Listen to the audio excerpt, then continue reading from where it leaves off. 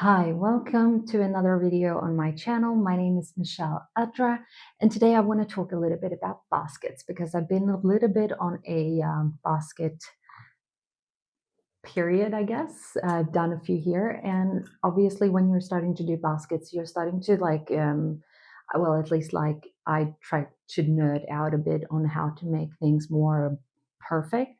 And I think I started out with just making one small for my daughter who wanted one, and it's like I always try to find the most easiest way before like making things as complicated as they need to be. I don't want to overcomplicate. So, but I have a tendency to do that too. So don't get me wrong, but I try to make it simple. And that means that I don't want to like cut the thread too early. I want to like try to keep like crocheting around so I don't need to do too many different parts. But that's not always possible. But sometimes it is, depending on what you can live with, right? So I try to do the bottom, flat bottom, which is just regular, like I would say, for example, 6 single crochets, and then you do the next row, 12 single crochets, 2 in each single crochet, and then you continue with like 1 single crochet and 2 in 1, and then 2 single crochets, 2 in 1, and then keep going as wide or as big of a basket you want, right? And you work usually in the rounds if you don't want any like visible places where you've changed the rows. And at least that's what I was planning on in the beginning. And that's what I think I did on this one. And I think I did it here as well. And I've done the waistcoat stitch also, which like sort of hides a little bit that circle or roundness as well. And then I also have this one. Now I didn't want to empty all the baskets that I made, but you can see here very clearly that I worked in a spiral because it sort of ends there and it feels like it should continue. So that's one of the downsides I feel like when working in a spiral, because it feels like it's visible where it ends. And here you can see it. I probably can like here somewhere as well. I tried to do something different here. As you can see, it's like a little bit visible, this line here. Now I'm not going to tell you everything I did because I probably won't remember everything I did, and I'm not gonna. I didn't film everything I did. However, I did film a little bit on how I did this one, which is the latest one, and I guess the one that I personally think is the best one. And there you can see a visible place where I've increased, or not increased, changed rows, because in the end I felt like the best way was basically to finish or like um, finish your row, basically make sure that you have it connected to the other, like the beginning of it, so you get that really round shape instead of like what I had. Sorry for making so much noise, but instead of here where you can see like very clearly where it's supposed to end or continue. So I really wanted to make sure that I didn't have that visibly. So I think I managed to do it there. However, I somehow made it very visible there where I changed the rows. I think you can clean it up a bit. I think it's like it all depends on a little bit where you stick in your needle, because if you can maybe if you've been crocheting, you sort of can maybe understand this, but that little line there is like the same line as you can see that this is. So it's sort of like, you know what I mean? So you can, like, I think you can hide it in a different way if you just focus a bit. But either way, I was happy because it was round and flat, right? That was my first thing. The second thing is that you want to go from then flat, so you can start building those walls of this basket. And there are a million different ways on how to do this. So many people do different things. Sometimes you want a very like clean edge, like, right, you want it to be very clean. Sometimes you want it to be a bit more rounded. I prefer the little bit more cleaner, like where it's very much a clear edge, right? This is a bit more rounder. So what I did here, which is what I usually do, is that once I have made the flat one, I go and start doing basically slip stitches all the way on the, basically what it will become the inside of the basket.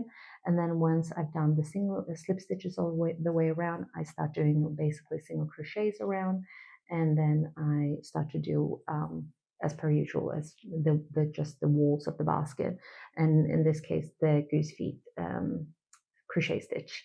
And then I think it turned out pretty nice, this one. I think it became really cute, but there are small details where I feel like I could have improved. For example, you can see here,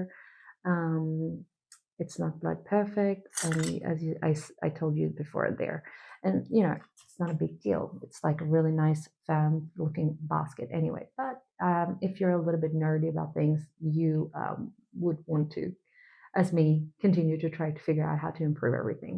Here is a bit more visible as well on here, like you can see how it goes down, because I was trying to like flip the thread, because when you're switching from slip stitches to single crochets, it's like you have the thread in different, in one place you want it to be under and push it up, and the other ones you want it to be on the side and push it up. Anyway, some of you might understand what I'm saying here.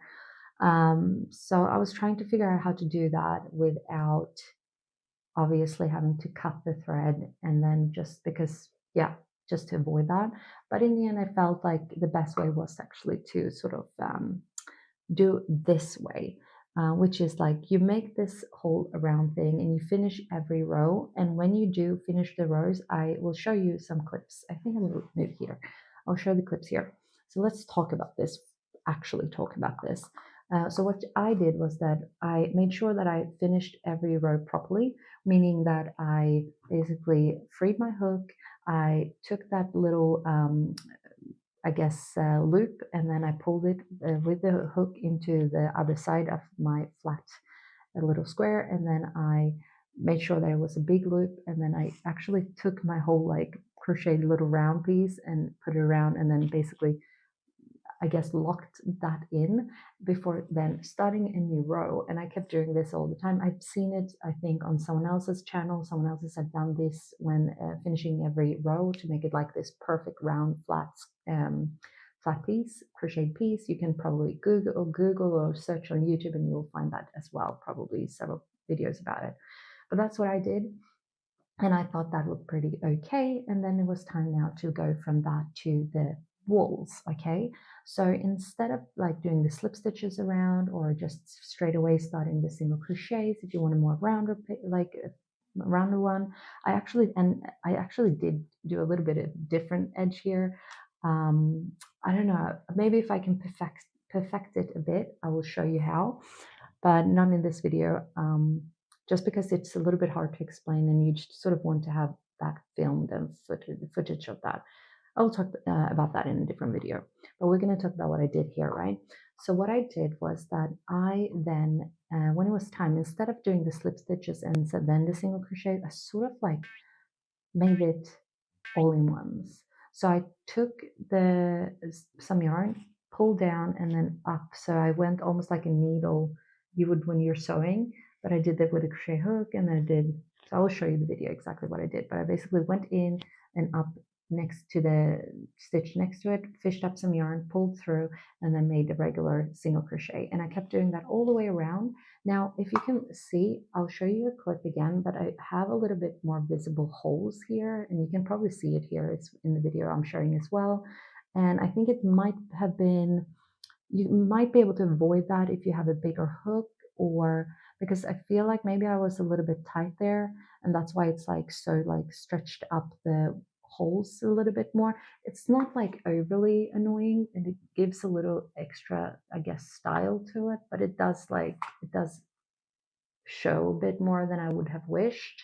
So I would find a way to avoid that, but I still like the end result enough to see past that. But yeah, I wonder if maybe if I took a little larger crochet hook on that first row, maybe it wouldn't be as visible, or if I was a little bit less tight with my stitches, maybe that would have been avoidable as well. But anyway, I did that all the way around, and then I again made sure that I closed that row properly before starting a new one. So I freed my hook, fished up that loop from the inside of the basket, pulled it to the inside, and then I just found where, I continue with the sort of single crochets all the way around one more time in regular single crochets, and fished up that loop again and before I started, and then I started with the actual pattern, the actual goose feet stitches, and made sure that I started every new row in basically in one of those places where you do the double single crochets. It's not called double single crochets, but you do 2 single crochets in that one. And I made sure that it was that one, but I just did one. So when I finished my row, I did the second one in that. And so it looked more like invisible where I increased. And I think I managed to do that. Let's see, I can see where I know that this is where I change rows, and I guess you will see that it would be changed like that. And it's not even visible. I don't think you can even tell that that's where I've been, which is like what you want with a basket. You want it to look very like nice all the way around.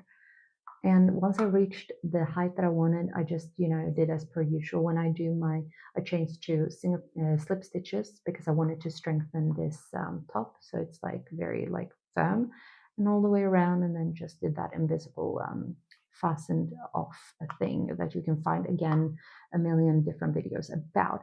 But that is how I feel like I got that like really nice, firm, cool looking basket. And I think it's also holding its shape in a different way than this one. This one is leaning a little bit more. I feel like this one is like so much firmer as well. Do you see the difference?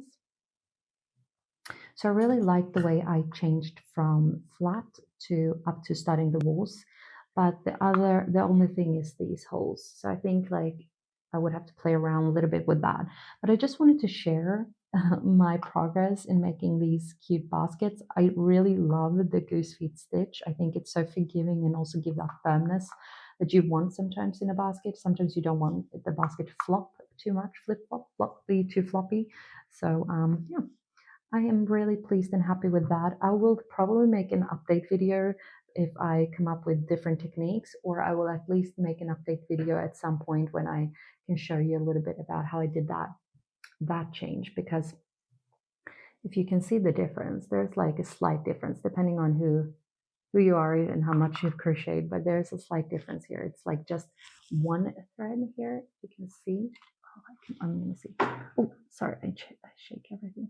But you can see there's just this one stitch, and in here it's like different. It's like yeah, one thread, and then there's one like more visible stitch. Anyway, I don't know, what do you think about that? Maybe that will look cool if I like do not do the spiral technique, but I just close every row and then I do that kind of change that I did to get up. Maybe. Anyway, that's all I wanted to share in this video. I know I'm a little bit quiet because I have my baby sleeping. She's having a nap, and I'm just grabbing the opportunities when I can to share things. And usually they then become a little bit jumpy or all over the place maybe, but I hope it made some sense and that you can grab a few techniques from this video anyway. And also, I guess like this might be not the perfect video if you're a beginner when it comes to crocheting, but it is a little bit more of a technique tip or sharing techniques with anyone who is maybe at least have crocheted a little bit more or done a few crochet projects so far.